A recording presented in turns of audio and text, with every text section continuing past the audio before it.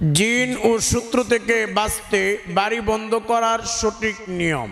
এমনিভাবে যে একটি কাজ করলে আপনার বাড়িতে জিন শয়তান প্রবেশ করতে পারবে না, কুফরি কালাম বান তন্ত্র মন্ত্র কোনো কিছুই আপনার ক্ষতি করতে পারবে না, এবং চোর ডাকাত আপনার বাড়িতে প্রবেশ করতে পারবে না, অদৃশ্য কোনো ধরনের ক্ষতিকারক কোনো ধরনের শত্রু আপনার কোনো ক্ষতি করতে পারবে না, সব কিছু থেকে আপনি হেফাজতে থাকবেন। তো আপনারা জিন শয়তান শত্রু থেকে বাঁচতে বাড়ি বন্ধ করার এই সহজ ছোট্ট নিয়মটি আপনারা যদি জানেন, তাহলে আপনার কারো কাছে যেতে হবে না, আপনি নিজে নিজেই আপনার বাড়ি বন্ধ করতে পারবেন। এবং এই একটা কাজ যদি করেন, তাহলে মনে রাখবেন কুফরি কালাম বান তন্ত্র মন্ত্র জিনের আসর জাদু টোনা তাবিজ কবজ শত্রু কোনো কিছুই আপনার ক্ষতি করতে পারবে না। আল্লাহ আপনাকে সব ধরনের বিপদ আপদ থেকে হেফাজত করবে, আপনার পরিবার পরিজনকে হেফাজত করবে, এবং আল্লাহ রব্বুল আলামিন আপনাকে নিরাপত্তা দান করবেন। এই সহজ ছোট্ট একটা আমল যদি আপনারা করেন, তাহলে জিন শয়তান তাবিজ কলম তাবিজ কবজ কুফরি কালাম বান তন্ত্র মন্ত্র কোনো কিছুই আপনাদের ক্ষতি করতে পারবে না, এবং দুশ্মন শত্রু আপনাদের ক্ষতি করতে পারবে না। প্রিয় ভাইরা, প্রিয় মা বোনেরা, ভালো করে মনে রাখবেন, অনেকে আছে জিন যে আছে এটাই বিশ্বাস করে না, বলে জিন যে আছে এটা আমি মানি না, কারণ জিনকে আমি দেখি না। প্রিয় ভাইরা, প্রিয় মা বোনেরা, ভালো করে মনে রাখবেন, যদি কেউ জিনকে অস্বীকার করে তাহলে সে কাফের হয়ে যাবে। আর ঈমান নবায়ন করা ছাড়া, খাঁটি তওবা ছাড়া যদি ওই ব্যক্তি মারা যায়, তাহলে সে চিরস্থায়ী জাহান্নামী হয়ে যাবে। নাউজুবিল্লাহ। এই জন্য জিনকে অস্বীকার করা যাবে না। প্রিয় ভাইয়েরা, প্রিয় মা বোনেরা, ভালো করে মনে রাখবেন, পবিত্র কুরআনুল কারীমের অনেক আয়াতের মধ্যে আল্লাহ জিনের আলোচনা করেছেন। যেমন আল্লাহ রব্বুল আলামিন পবিত্র কুরআনুল কারীমের সূরাতুজ জারিয়াতের 56 নম্বর আয়াতের মধ্যে বলেন, ওয়া মা খালাকুতুল জিন্না ওয়াল ইনসা ইল্লা লিয়াবুদুন। আল্লাহ বলেন, আমি মানুষ বানাইলাম, জিন বানাইলাম একমাত্র আমি আল্লাহর ইবাদতের জন্য। এমনি ভাবে আল্লাহ রব্বুল আলামিন পবিত্র কুরআনুল কারীমের সূরাতুল আরাফের 179 নম্বর আয়াতের মধ্যে বলেন, ওয়ালাকাদ যারানা লিজাহান্নামা কাসীরাম মিনাল জিন্নি ওয়াল ইনস লাহুম কুলুবুল লা ইয়াফকাহুনা বিহা। আল্লাহ বলেন, ওয়ালাকাদ যারানা লিজাহান্নামা কাসীরাম মিনাল জিন্নি ওয়াল ইনস। আল্লাহ বলেন, আমি অধিকাংশ জিন এবং মানুষকে বানাইলাম জাহান্নামের জন্য। এমন অনেক আয়াতের মধ্যে জিনের আলোচনা করা হয়েছে। এমনি ভাবে আল্লাহ রব্বুল আলামিন পবিত্র কুরআনুল কারীমের মধ্যে সূরাতুল জিন নামে, জিনের সূরা নামে একটা সূরাই নাজিল করে দিয়েছেন। সুবহানাল্লাহ। এখন আপনি যদি বলেন না, জিন টিন বলতে কিছুই নাই, আমি বিশ্বাস করি না, তাহলে আপনি কোরআনের অনেক আয়াতকে অস্বীকার করলেন, কোরআনের সূরাতুল জিনকে অস্বীকার করলেন, যার কারণে আপনি কাফের হয়ে যাবেন।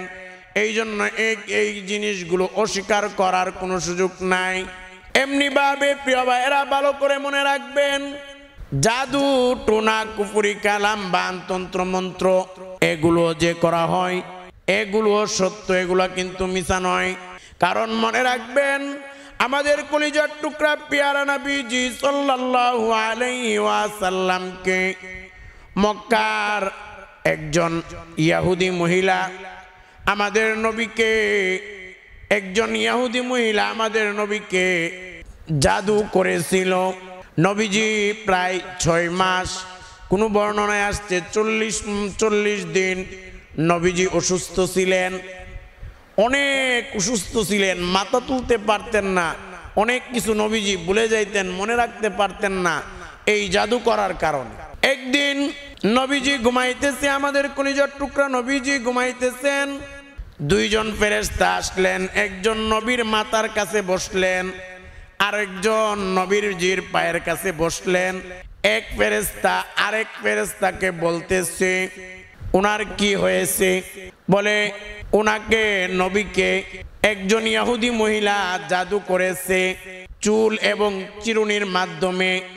এই জাদুর অংশটা এটা অমুক কূপের মধ্যে ফালানো আছে। নবীজির যখন ঘুম ভেঙে গেল, মনে রাখবেন নবীদের ঘুম ও ওয়াহি সত্য, তো নবীজির স্বপ্ন সত্য ওয়াহি। তো বিশেষ করে নবীজির ঘুম ভাঙার পরে নবীজি আলী রাদিয়াল্লাহু তাআলা আনহুকে ওই জায়গায় পাঠালেন ওই জাদুর জিনিসটা নিয়ে আসার জন্য।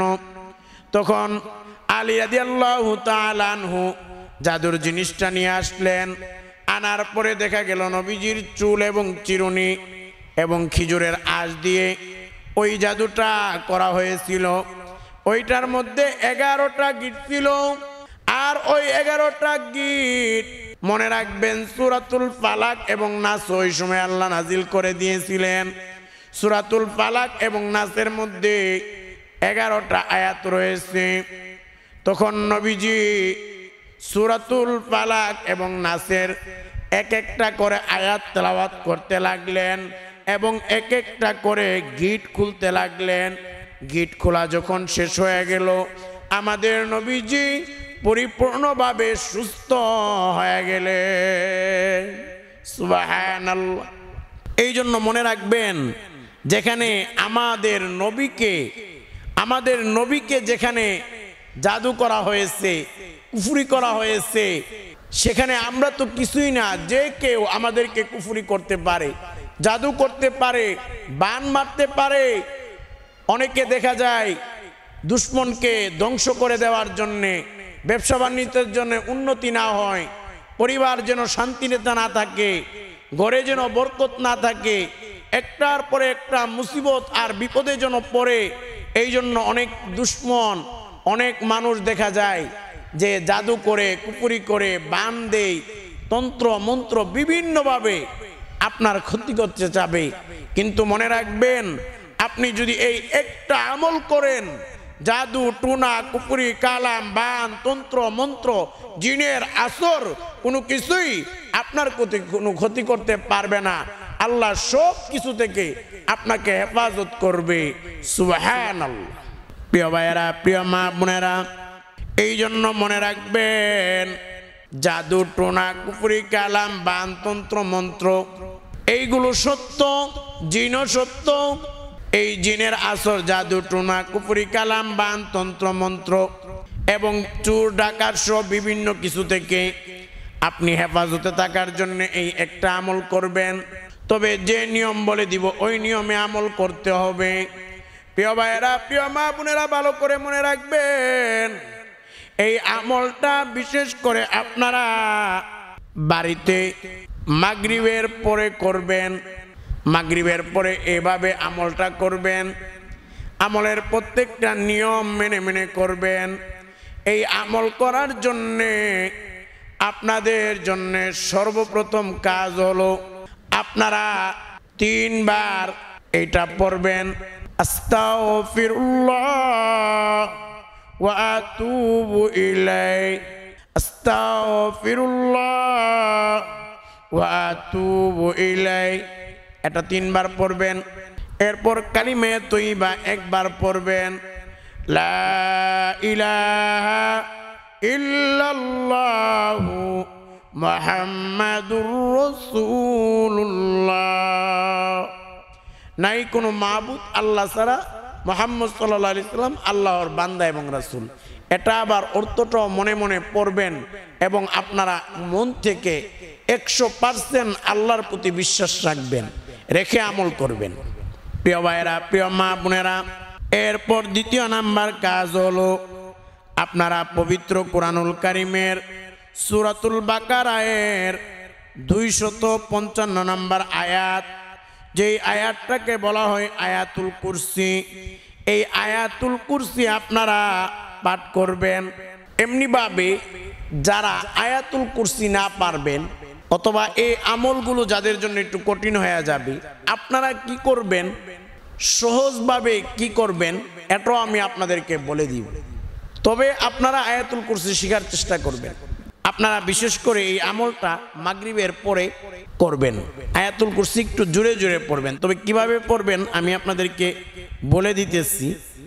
আউযু বিল্লাহি মিনাশ শাইতানির রাজীম। বিসমিল্লাহির রহমানির রহিম।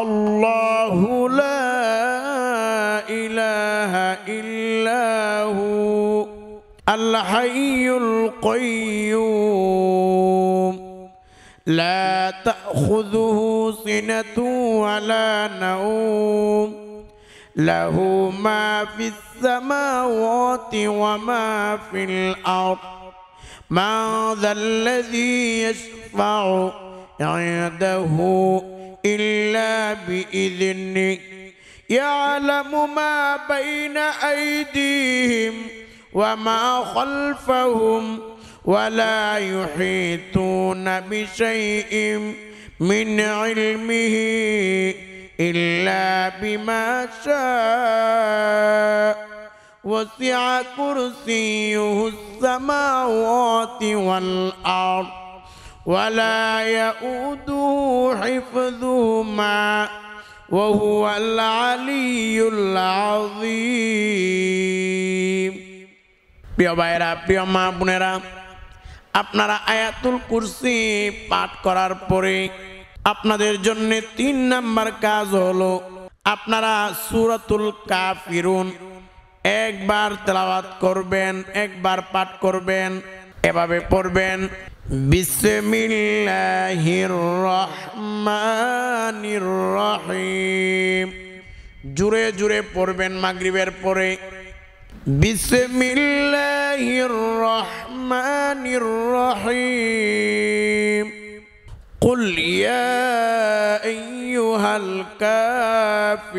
কাফিরুন লা আ'বুদু মা তা'বুদুন ওয়ালা আনতুম আবিদুনা মা আ'বুদু ওয়ালা আনা আবিদুম মা আবাদতুম ওয়ালা আনতুম আবিদুনা মা আ'বুদু লাকুম দীনুকুম ওয়ালিয়াদ্দীন। প্রিয় ভাইয়েরা, প্রিয় মা বোনেরা, সূরাতুল কাফিরুন পড়ার পরে 4 নাম্বার কাজ হলো সূরাতুল ইখলাস। এটা আপনারা একবার পড়বেন, এভাবে পড়বেন, কুল হুয়াল্লাহু আহাদ আল্লাহুস সামাদ লাম ইয়ালিদ ওয়া লাম ইউলাদ ওয়া লাম ইয়াকুল লাহু কুফুয়ান আহাদ। প্রিয় ভাইয়েরা, প্রিয় মা বোনেরা, এই সূরাতুল ইখলাস পড়ার পরে আপনারা 5 নাম্বার কাজ হলো সূরাতুল ফালাক পড়বেন। সূরাতুল ফালাক এভাবে পড়বেন, কুল আউযু বিরাব্বিল ফালাক মিন শাররি মা খালাক ওয়া মিন শাররি গাসিকিন ইযা ওয়াকাব ওয়া মিন শাররিন নাফাসাতি ফিল উকাদ ওয়া মিন শাররি হাসিদিন ইযা হাসাদ। এরপর আপনারা সূরাতুন নাস পড়বেন, এভাবে পড়বেন, বিসমিল্লাহির রহমানির রহিম। কুল আউযু বিরাব্বিন নাস মালিকিন নাস ইলাহিন নাস মিন শাররিল ওয়াসওয়াসিল খান্নাস আল্লাযী ইউওয়াসওয়িসু ফি সুদুরিন নাস মিনাল জিন্নাতি ওয়ান নাস। প্রিয় ভাইয়েরা, প্রিয় মা বোনেরা, যে নিয়ম যেভাবে বলেছি ওইভাবে আমলগুলো করবেন। মাগরিবের পরে একটু জোরে জোরে এই আমলগুলো করবেন।